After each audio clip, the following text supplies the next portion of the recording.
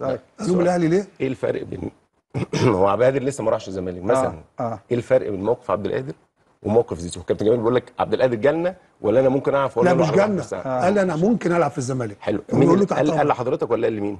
ما هو في السوشيال ميديا كلها بتقول كده، ان بدر عايز. لا ما انا ما اخش كلام السوشيال ميديا ان هو هنصدق السوشيال ميديا؟ لا ما نصدقش. يبقى زيزو برضه هنقول ان هو جالنا ولا انا ممكن العب عندكم؟ طيب خلاص يبقى بصره. لا لا لا لا لا لا لا لا بصره كده. لا كده تبقى بصره. هتطلعوا زيزو بطل يعني؟ هتطلعوه بطل واحد غير صادق يبقى بطل؟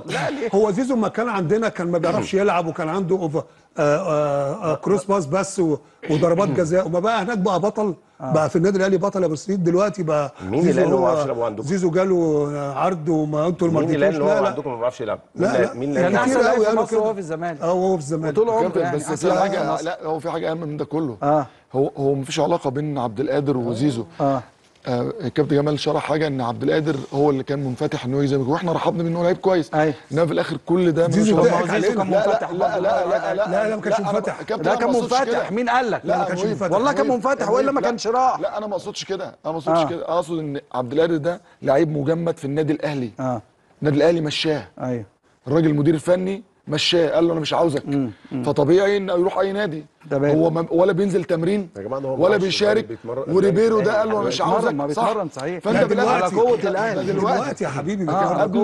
قبل اسبوعين ثلاثه من كده مش عبد القادر كان بره النادي الاهلي؟ ايوه.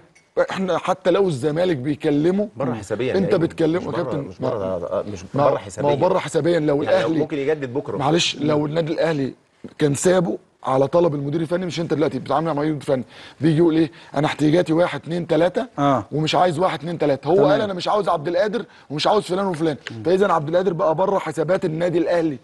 لو حتى نادي الزمالك فوضه ده ما يعيبش نادي الزمالك، لانه هو بقى بره النادي الاهلي. تمام خلاص وصلت يا كابتن ايمن.